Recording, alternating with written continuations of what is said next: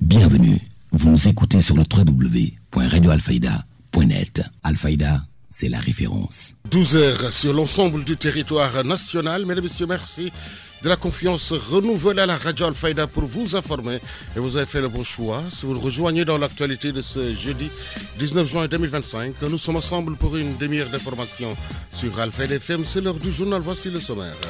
Affaire Modou Diaobé, les autorités municipales et plusieurs citoyens de Touba ont décidé de lui témoigner leur soutien indéfectible. Nous nous rendrons à Touba pour y retrouver Mamadou Moustapha Mbaye. Mouvement d'humeur du collectif des médecins, pharmaciens et chirurgiens dentistes du Sénégal qui a décidé de dissoudre son mouvement de protestation, mettre la pression sur les décideurs pour obtenir des engagements concrets.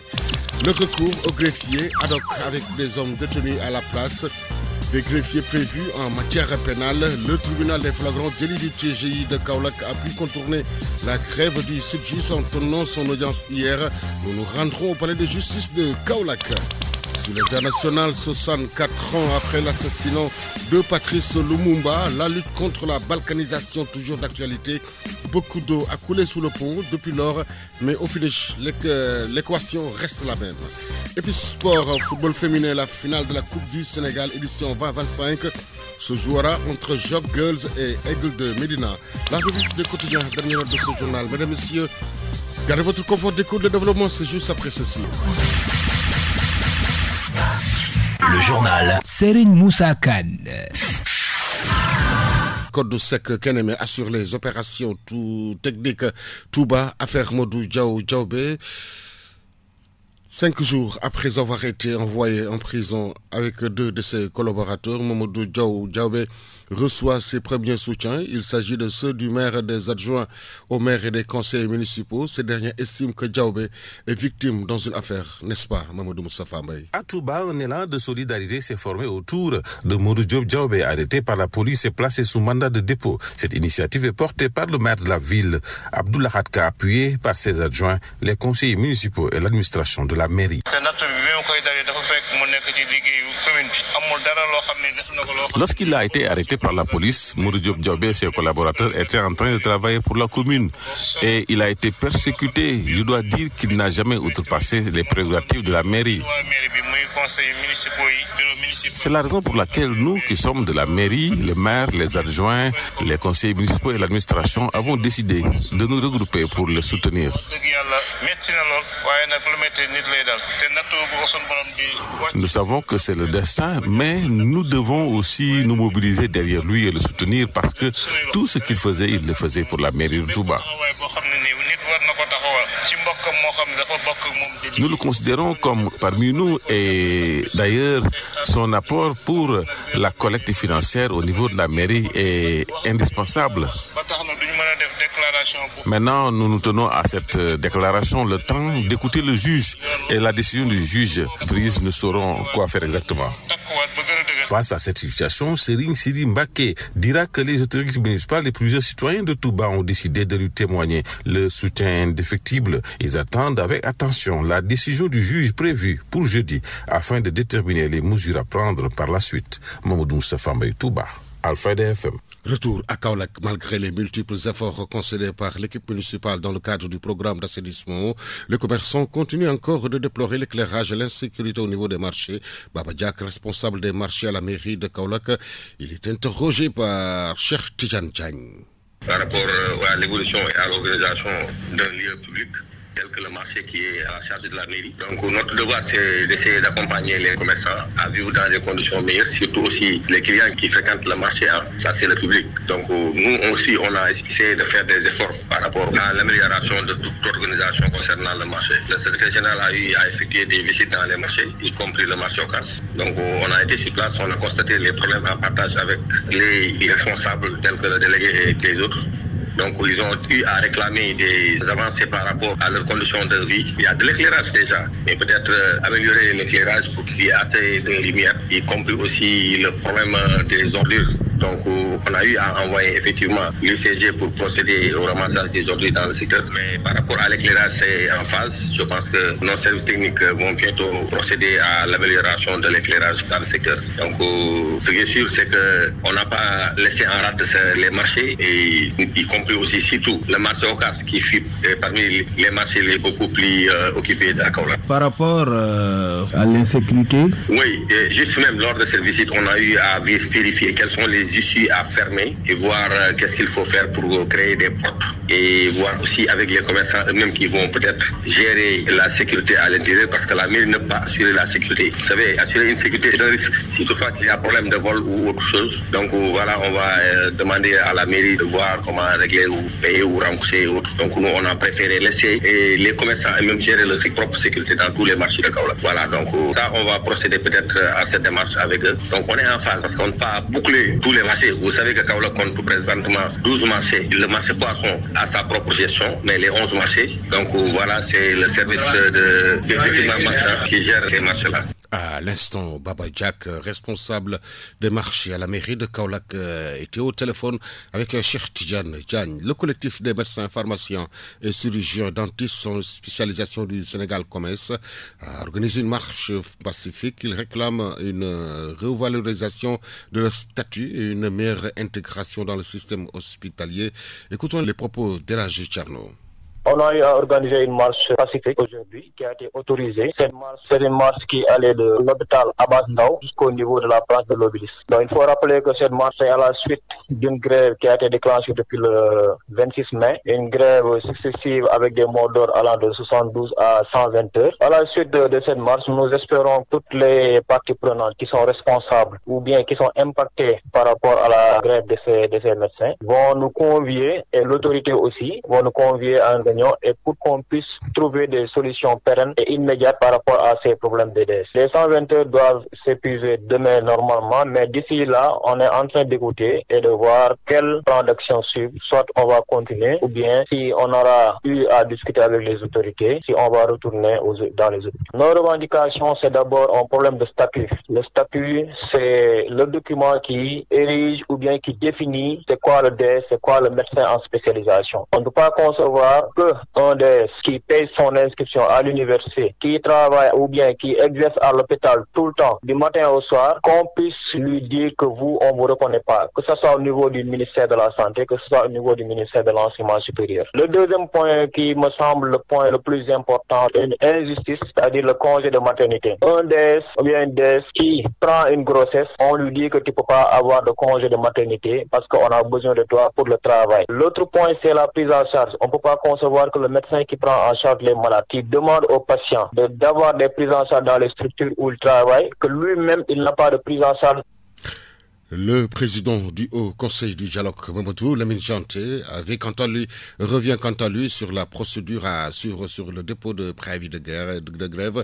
Il est joint au téléphone par la rédaction de la Radio Al-Fayda. Il y a une procédure qui est recommandée par la loi. C'est que quand vous voulez aller en grève, il faut déposer un préavis de grève si vous êtes un syndicat régulièrement constitué. Vous déposez un préavis de grève et la loi donne obligation à l'autorité d'ouvrir des négociations dans le mois qui suit le dépôt de préavis de grève. Si ce n'est pas le cas, évidemment, en tant que travailleur, on s'expose. Maintenant, ceux qui ne sont pas des travailleurs, c'est le cas des médecins en spécialité, ils sont en mouvement d'humeur. Mais je pense que nous les avons rencontrés, nous leur avons indiqué la voie et leurs préoccupations doivent pouvoir trouver une réponse à la fois auprès du ministère de l'Enseignement supérieur et de la Recherche et auprès du ministère de la Santé. Si c'est un décret qui est demandé, ce n'est pas en un claquement de doigts que cela doit se faire. Et je pense que la procédure doit pouvoir être suivie pour que dans les meilleurs délais, évidemment, leurs préoccupations puissent trouver une réponse de la part des autorités. Maintenant, il y a d'autres organisations syndicales qui élèvent la voix. Et nous pensons quand même qu'il y a lieu de revisiter un peu le pacte de stabilité. Apparemment, toutes les préoccupations qui sont soulevées sont prises en charge correctement dans le pacte de stabilité. Il y a un plan de mise en œuvre qui a été élaboré. Il sera rendu public et sera suivi conformément à la volonté du président de la République par le Haut Conseil du dialogue social pour que des réponses soient apportées à l'ensemble des préoccupations exposées dans le pacte de stabilité et que tous les engagements des parties signataires puissent être respectés conformément conformément à l'échéancier qui a été décliné dans le plan de mise en œuvre. Donc l'appel que nous lançons, c'est en direction des organisations de travailleurs à plus de retenue et de patience en attendant donc l'exécution correcte du pacte de stabilité qui prend en charge l'ensemble des préoccupations. S'il y a des nouvelles également, il suffit donc de les déposer conformément à la loi pour que des réponses soient apportées. À l'endroit des travailleurs, à l'instant,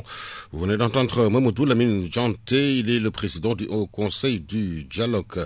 Lors de la journée mondiale du don de sang, le président de l'Association nationale des donneurs de sang du Sénégal, Thierno Lecompte Seck, invite les collectivités de s'engager davantage dans les activités et de les accompagner. Voici ses propos. L'État doit pouvoir mettre aussi des moyens au niveau du centre de transfusion sanguine. Nous saluons les efforts qui sont faits, il faut le reconnaître, parce qu'aujourd'hui, au niveau national, il y a des centres régionaux de transfusion sanguine qui sont implantés et qui commencent à fonctionner. Ça, c'est important. Donc, la coordination au niveau national est en train de bien s'implanter et les problèmes qui sont toujours de l'intérieur pourront être gérés au niveau régional avant de venir au niveau national. Mais c'est des moyens qui manquent au niveau de CNTS. Imaginez-vous, la poche de sang qui a un coût, aussi bien la poche vide que les produits pour analyser ce sang mis à la disposition du malade, mais il y a un coût, c'est un investissement très lourd même pour le CNTS. Mais ces poches sont distribuées gratuitement dans les établissements. Voilà un investissement sans retour. C'est vrai, le sang, comme l'avait dit celui qui l'avait initié, le sang est donné par les Sénégalais,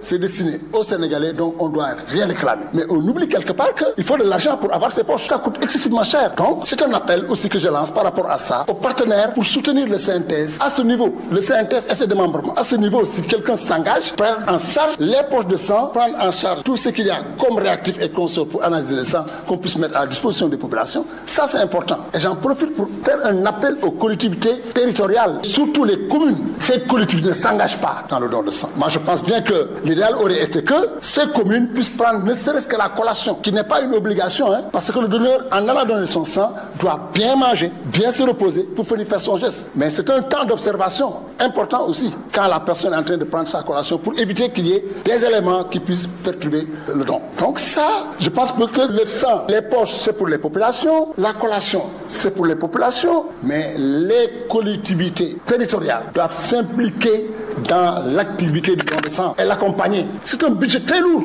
Et si vous prenez les autres budgets au niveau africain, mais le CNTS ne représente absolument rien. Le CNTS, non budget ne fait même pas 2 milliards. Vous allez en Côte d'Ivoire, c'est un budget de 5 milliards. C'est important. Des fois, on a des difficultés pour assurer des collectes mobiles. Alors que ce que nous avons, il a dit, en termes de collecte mobile, mais ça représente plus de 60%. Pour dire qu'il y a des réalités qui sont là, on ne peut pas atteindre les normes de l'OMS. Restons toujours dans ce chapitre. L'albinisme n'est pas une fin en soi.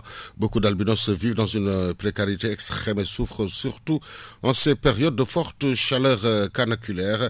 Cela s'ajoute l'accès aux crèmes solaires essentielles pour prévenir les cancers de la peau. Le président national des albinos du Sénégal, Mohamedou Bamba Diop, interpelle les autorités. Je pense qu'en parlant de revendiquer nos droits aujourd'hui, si à cette période, qui est la période la plus cruciale de l'année que vivent les albinos, c'est la période où il fait le plus chaud au Sénégal, où nous avons des régions, la température dépasse plus de 40 et quelques degrés. Nous avons des albinos qui s'exposent au soleil, qui n'ont pas accès à la crème solaire, qui n'ont pas accès aux soins donc médicaux pour pouvoir vraiment soigner leurs blessures, soigner les cancers de la peau. Donc je pense que revendiquer nos droits colle vraiment à cette situation. Et c'est le message que nous lançons aux autorités. Je pense que revendiquer nos droits, c'est appliquer la loi d'orientation sociale. Rendre à César ce qui appartient à César. Et l'espoir aujourd'hui était permis parce que nous savons que le Sénégal a changé de régime. Nous avons aujourd'hui espoir au président Bassirou Diomaye Faye. Depuis presque 1 an, nous avons écrit des lettres de demande d'audience. Malheureusement, après les audiences, il n'y a pas eu de suivi. Donc nous revenons aujourd'hui pour taper sur la table parce que c'est cette année que nous déplorons le plus de décès chez les enfants, le plus de décès chez les adultes parce que ces gens qui n'ont que activité que la mendicité s'exposent au soleil. Et vous savez que sans la crème solaire, un albinos ne peut pas s'exposer plus de 30 minutes au soleil. L'actualité régionale, nationale, c'est sur Al-Fayda FM 90.1. Nous rejoignez dans l'actualité de ce jeudi 19 juin 2025. L'info se poursuit également sur le www.radioalfayda.net. 35e édition de la Journée de l'enfant africain célébrée sous le thème planification et budgétisation des droits de l'enfant. La directrice générale de la protection judiciaire et sociale, Aïcha Gassamotal, les allocations actuelles restent en deçà du seuil minimal de 3% du budget national recommandé par l'UEMOA. De l'enfant a retenu ce thème, planification et budgétisation des droits des enfants, progrès réalisé depuis 2010. Il faut dire qu'en 2010 déjà, le thème portait sur ça, planification et budgétisation, responsabilité collective. Donc on est là aujourd'hui pour évaluer les avancées et voir toutes les actions qui ont été menées, les défis rencontrés dans le cadre de cette budgétisation et faire des recommandations pour l'avenir. Il faut dire que cette problématique est d'une importance capitale. Si on sait qu'en 2023, on estimait la population africaine de moins de 15 ans à plus de 40%, qui est largement en deçà de la moyenne mondiale qui est de 25%.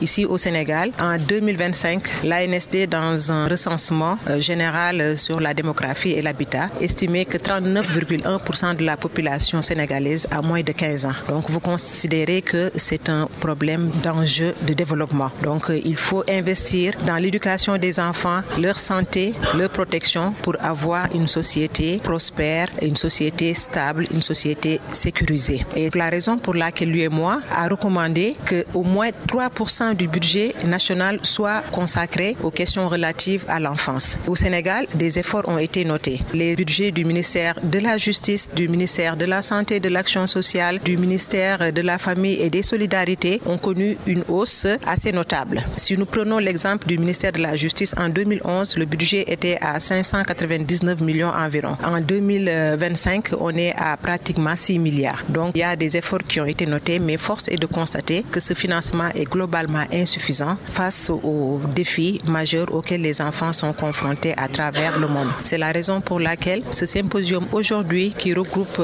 la société civile, l'UNICEF, le Haut Commissariat aux droits de l'homme, les experts, ministère des Finances, ministère de l'Éducation nationale, ministère de la formation professionnelle, c'est pour examiner les écueils qui plombent la budgétisation suffisante pour les questions relatives à l'enfance. L'objectif, c'est vraiment arriver, nous pensons à au moins 3% du budget national soit réservé au financement sensible à l'enfance. Donc ce plaidoyer va être fait aujourd'hui pour amener les décideurs à prendre conscience que pour avoir une société développée, il faut investir dans les enfants. Éducation, nous en parlons dans ce midi. Examen du CFE à l'entrée en 6e en Ngaïch. Il y a 3 centres d'examen selon le directeur de l'école élémentaire de Dofango, Ibrahim Faye, au micro d'Aline Paradjoup. Pour l'entrée en 6e, je l'ai passé en 82 à Ngouloum avec un maître rigoureux, M. Gilgan Faye, qui m'a effectivement, même à l'université, en département géographie. C'est un maître qui nous a vraiment marqué parce que, vu son comportement, vu ses qualités, ça reste toujours dans ma mémoire. Ensuite, pour l'organisation de l'entrée en 6e, nous nous déplacions pour aller à Guinguinéo, pour faire là-bas l'entrée en 6e. Actuellement, on l'organise ici à Ngaïch. Et même dans la commune, il y a 3 centres. Mais à l'époque, il y avait un seul centre qui est à Guinguinéo. Et tous les autres villages se réunissaient à Guinguinéo pour entrepasser l'entrée en 6e. Ensuite, la publication même, les CFE, on l'a publié le même jour. Tout juste après l'examen, on savait ceux qui ont admis au CFE et ceux qui ne l'ont pas. Mais maintenant, on attend quelques mois pour obtenir maintenant les résultats. Donc ça également, c'est une différence. Donc ce qui se passait à l'époque et ce qui se passe aujourd'hui, ce n'est pas vraiment la même chose. Tout à fait, par rapport aux épreuves également, il y a en tout cas les problèmes de l'époque, parce qu'elles étaient beaucoup plus difficiles que ceux qui sont en train d'être donnés actuellement. Parce que les élèves jadis, vraiment, étaient beaucoup plus câlins. Hein? Oui, vraiment. Étaient beaucoup plus forts qu'elles sont actuellement en entrant en 6e. Mais néanmoins, il y a quand même des efforts qui ont été faits. Dans la mesure où beaucoup d'élèves maintenant fréquentent les salles de classe dans leur propre milieu. À l'époque, nous n'avons pas ça. Édition de l'Université Salon, organisée à Dakar, a vécu, selon le ministre de l'Enseignement supérieur, de la Recherche et de l'Innovation, Dr Abdourahmane Diouf, qui est revenu sur les motivations et le choix des élèves. Voici ses propos. Sur le plan de la participation, le premier jour, on a eu 6 000 élèves, présence effective. 6 000 élèves le deuxième jour, 6 000 élèves le troisième jour. Si nous les cumulons, nous avons 18 000 élèves, 18 000 candidats au bac qui se sont présentés ici. Si on ajoute les parents et les autres citoyens sénégalais qui sont venus participer, nous pouvons dire, dans une évaluation basse, au moins 20 000 personnes ont visité ce salon à 3 jours. C'est exceptionnel. Et si l'on tient compte du ruissellement possible de l'information, que ceux qui ont été là vont informer d'autres, nous pensons qu'au moins 200 000 personnes ont été informées en temps réel sur les offres académiques existantes au Sénégal. Il s'y ajoute, avec le partenariat du CESTI, que nous avons publié, diffusé le salon en direct au niveau des réseaux sociaux. Donc, nous avons atteint les objectifs, que les élèves comprennent qu'avant de faire le bac, il est important d'avoir une vision sur ses motivations et sur les choix qu'on peut faire. Aujourd'hui, je viens de recevoir les statistiques de Campus F. 76% des candidats au bac ont déjà créé un compte dans Campus F pour faire le choix, alors qu'on est à encore 2 semaines du bac. Et je précise, parce que la question nous est posée souvent, que le Campus N va continuer à être ouvert jusqu'au 30 juillet et que chaque jour, chaque minute, chaque seconde, l'élève qui a fait son choix a la possibilité de changer le choix. Toutes les universités publiques ont participé, tous les CROUS ont participé, plus d'une centaine d'universités privées, ils étaient tous là. Les psychologues conseillers de l'éducation nationale et de la formation technique étaient là, parce que ce sont eux qui ont les compétences techniques pour orienter les élèves. Et leur centre n'a pas désempli. La faculté de médecine nous a aidés en amenant un bus pour que des consultations gratuites puissent se faire. Donc tout l'écosystème universitaire a été là. Ça a été une communion entre l'université qui est souvent méconnue par les populations et le reste de la société sénégalaise. Et le retour que nous avons actuellement montre qu'il faut aller vers une pérennisation de Universalon. Nous avons commencé à y travailler avec le CICES. Les séances de débriefing seront faites dès la semaine prochaine et nous allons définitivement inscrire ça dans l'agenda. Effectivement, nous avons entendu cette demande, nous l'avons parfaitement bien comprise. Il faut juste comprendre que pour une première édition, c'était stratégique de l'organiser autour de Dakar. C'était stratégique, mais je vous ai dit que nous nous sommes organisés, que toutes les régions du Sénégal soient représentées. Il n'y a pas une seule région qui n'ait pas été représentée. Vous suivez le journal. Sur Alfayda FM, la radio qui vous informe partout que vous soyez dans le monde. Direction Kaffrine, où la Ligue régionale a tenu son assemblée générale et le renouvellement de tous les districts après avoir passé 16 ans à la tête de cette structure. Abdoulaye Seydou Sow passe le témoin aux plus jeunes. D'abord, nous étions en réunion de Ligue régionale de football de Kaffrine. Nous avons d'abord voulu faire le point après les 4 circulaires reçues de la commission électorale.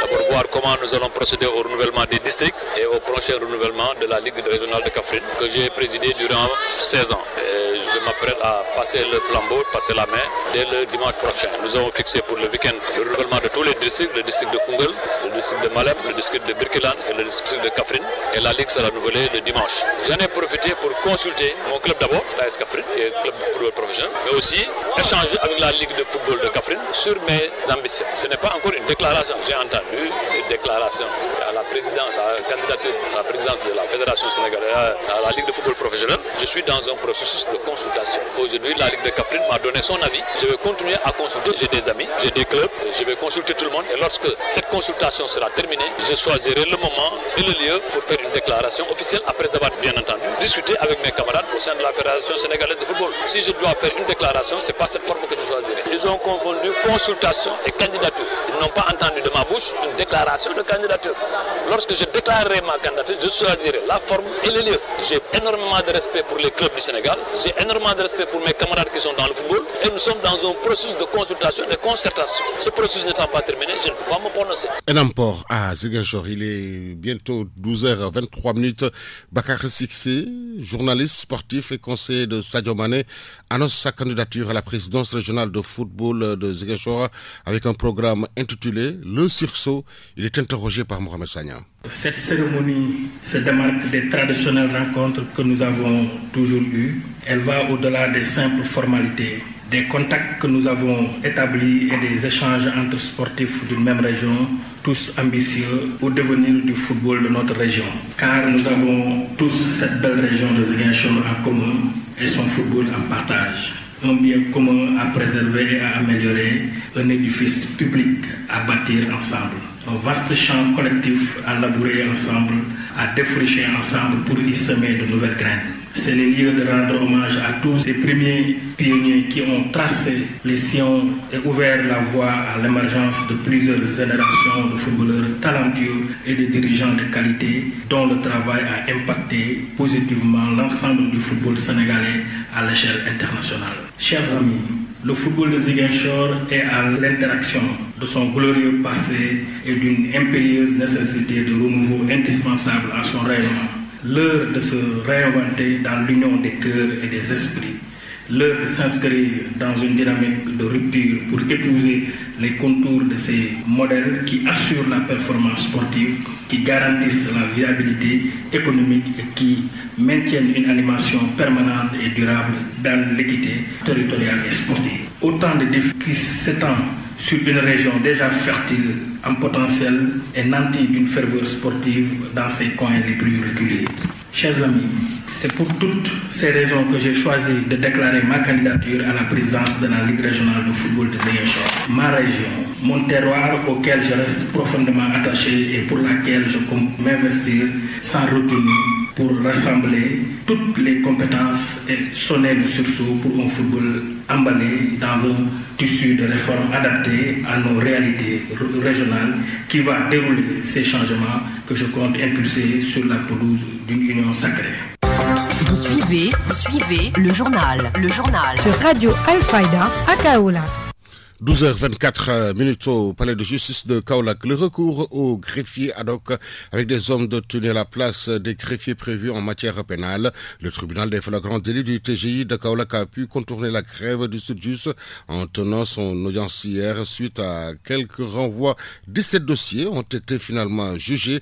La chronique judiciaire de ce jeudi avec Nefatou Sissé. Le mot d'ordre de grève de 48 heures décrété par le syndicat des travailleurs de la justice bien suivi à Kaolack n'a pas empêché pour autant au tribunal des flagrants délits de tenir son audience en retenant des dossiers au nombre de 17 impliquant au total 26 personnes prévenues, dont 3 qui à l'issue de leur procès vont devoir attendre respectivement le 25 juin et le 2 juillet pour connaître la décision de la juridiction les concernant. Parmi les 17 dossiers examinés, 2 liés aux coups et blessures volontaires et 1 sur la violence à ascendant et menace de mort.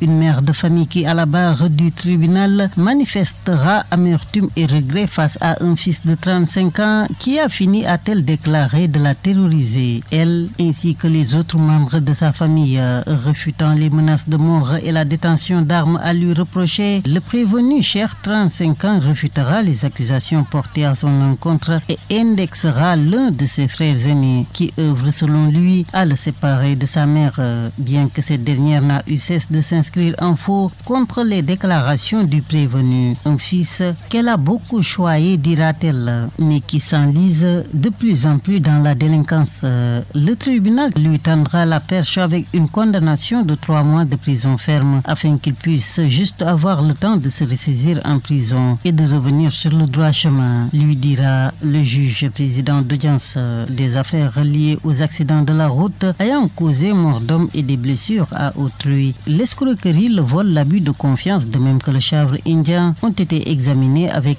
des condamnations en sursis et des peines fermes allant d'1 mois à 3 en passant par 6 mois d'emprisonnement ferme. 2 kg de chanvre indien trouvés dans sa chambre aux Parcelles Assainies. Manga, un jeune homme de 39 ans, a été reconnu coupable de détention de chanvre indien en vue de l'offre aux sessions par le tribunal hier et en guise de sanction pénale. Une peine de 2 ans de prison ferme lui a été infligée. Fatou Sissé, revenu à la fin de cette édition pour les besoins de la revue de quotidien. Parcelles Assainies à Kaolack, les 7 personnes, notamment 6 jeunes garçons âgés entre 19 et 20 ans et un homme de plus de 60 ans arrêté par les éléments du commissariat central dans un logement situé suite à un renseignement pour des faits d'association de malfaiteurs, vol et détention de chanvre indien ont été relaxés au bénéfice du doute hier par le tribunal. 12h28 suite l'actualité internationale. Actualité internationale. Sur l'international, 64 ans après l'assassinat de Patrice Lumumba, la lutte contre la balkanisation toujours d'actualité. Beaucoup d'eau a coulé sous le pont depuis lors, mais au finish, l'équation reste la même. 64 ans après l'assassinat de Patrice Lumumba, un procureur belge demande l'ouverture d'un procès. La famille du premier ministre de RDC l'attend depuis longtemps. Elle a déposé plainte il y a 14 ans dans l'espoir que la justice reconnaisse le rôle de la Belgique dans cet assassinat. Celle-ci, la justice belge, va donc désormais devoir décider s'il y a des charges suffisantes ou non pour la tenue d'un tel procès. Mais d'ores et déjà, la famille de Patrice Lumumba, la fille de Patrice Lumumba, Juliana Lumumba, salue une étape importante, une étape qui permettra peut-être enfin d'écrire l'histoire, la vraie, avec un grand H. Actualité internationale. Wagner a peut-être annoncé son départ du Mali récemment, mais cela ne signifie pas pour autant la fin de la présence russe sur place. Ce sont désormais les paramilitaires de l'Africa Corps, en lien direct avec le ministère russe de la Défense, qui prennent le relais. Moscou réorganise simplement son dispositif logistique et dans ce dispositif, le port de Conakry en Guinée et la base aérienne d'Al-Khadim en Libye jouent un rôle grandissant. Actualité internationale. La RDC, où l'on attend aujourd'hui la très probable démission du ministre de la Justice, Constant Mutamba, inquiété pour des accusations de tentative de détournement de fonds dans un projet de construction de prison à Kisangani. Il s'est entretenu hier avec le président Tshisekedi, lui, Constant Mutamba, contre qui l'Assemblée nationale a autorisé l'ouverture de poursuites. Je vous le rappelle, il est mis en accusation par le procureur général près la Cour de cassation. Actualité internationale. La RDC encore et les alertes sanitaires qui se multiplient à destination de la région des Kivu dans l'est du pays. La dernière de ces alertes en date, celle du CICR, le Comité international de la Croix-Rouge. Il s'inquiète en effet de la dégradation générale du système de santé sur place. Pauline Azidi, selon l'ONG, c'est la vie de milliers de personnes qui est ici en jeu. Actualité internationale. La vie au rythme des alertes désormais en Israël. 6e nuit de confrontation avec l'Iran qui riposte à l'offensive israélienne lancée dans la nuit de jeudi à vendredi dernier. Les missiles pleuvent de part et d'autre avec de nouvelles frappes encore annoncées. Plusieurs villes israéliennes touchées. Actualité internationale. Dis-moi d'où tu viens, je te dirai qui tu es. Notre dossier nous emmène en Éthiopie ce matin, car 50 ans après la découverte sur place de la célèbre Lucie, ce fossile vieux de plus de 3 millions d'années qui a éclairé l'humanité sur ses origines, eh bien, l'Éthiopie vient d'ouvrir sa toute première galerie de paléontologie, abritée au sein du musée national d'Addis Abeba. On peut donc y voir une reconstitution de la fameuse Lucie, entre autres, pour le plus grand bonheur des scientifiques. Actualité internationale. Et sport.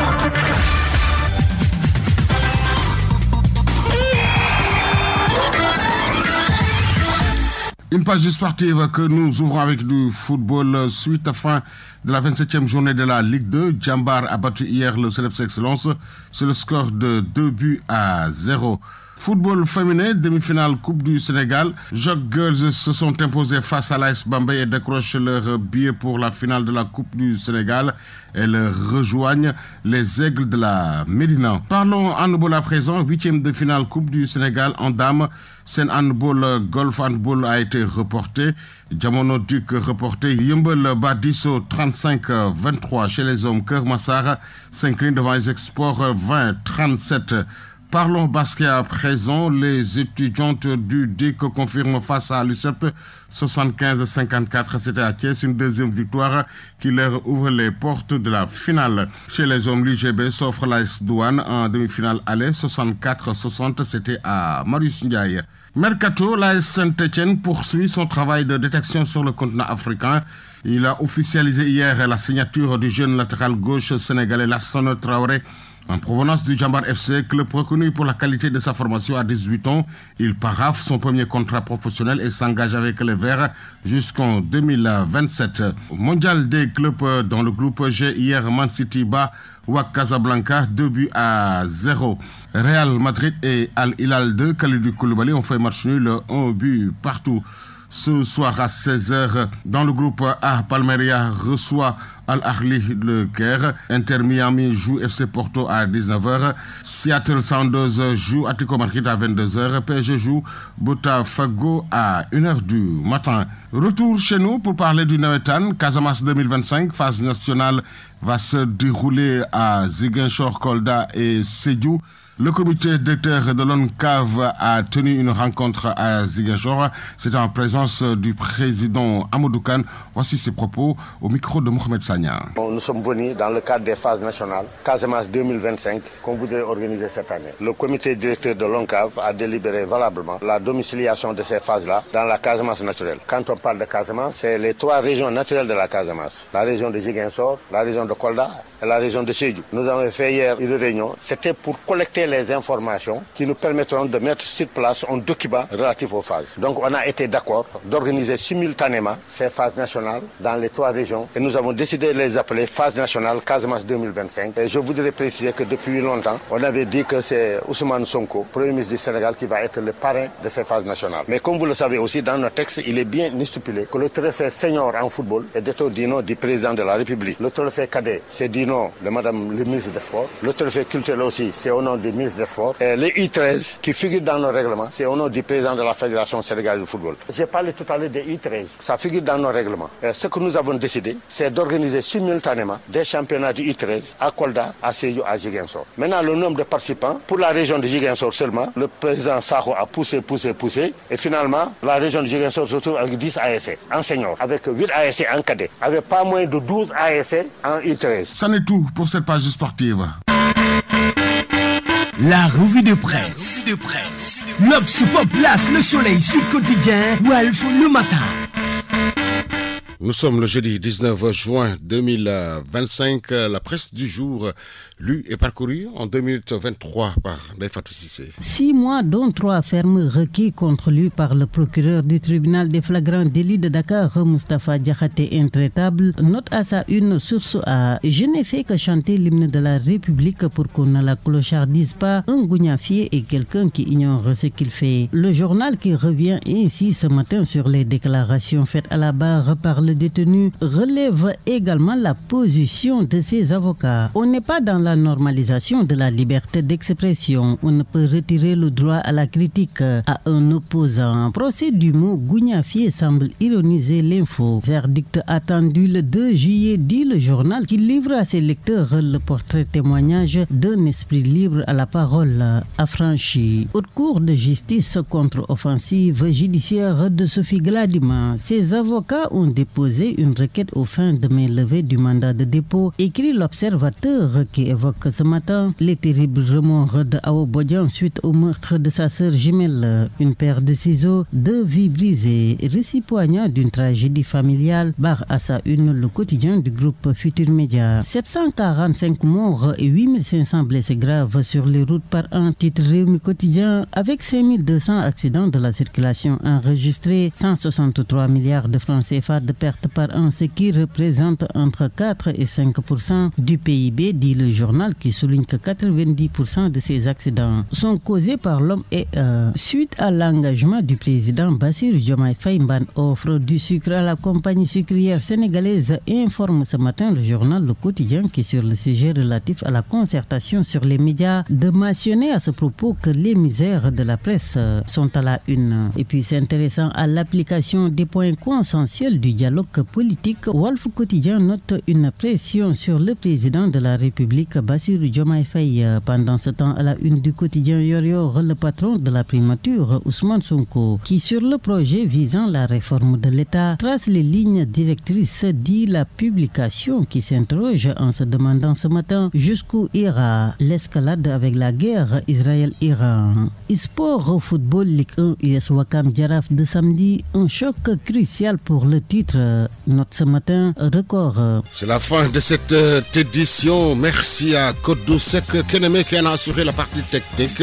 La rédaction chef a été assurée par Ndeye Fatou Cissé, était devant ce micro.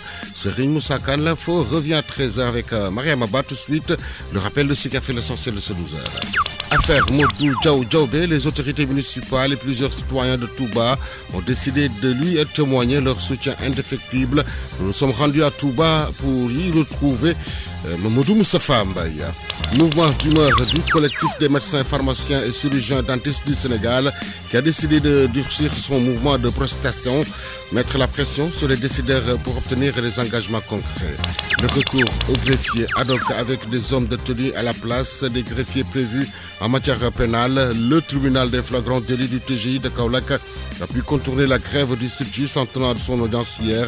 Nous nous sommes rendus au palais de justice de Kaolack. Sur l'international, 64 ans après l'assassinat de Patrice Lumumba, la lutte contre la balkanisation toujours d'actualité. Beaucoup d'eau a coulé sous le pont depuis lors, mais au finish, l'équation reste la même. Et puis sport, football féminin, la finale de la Coupe du Sénégal édition 2025 se jouera entre Jock Girls et Aigle de Médina. La revue de quotidien a mis un terme à ce 12h. Mesdames et messieurs, merci de nous avoir accueillis dans l'intégrité de show. Le journal Serigne Moussa Kane.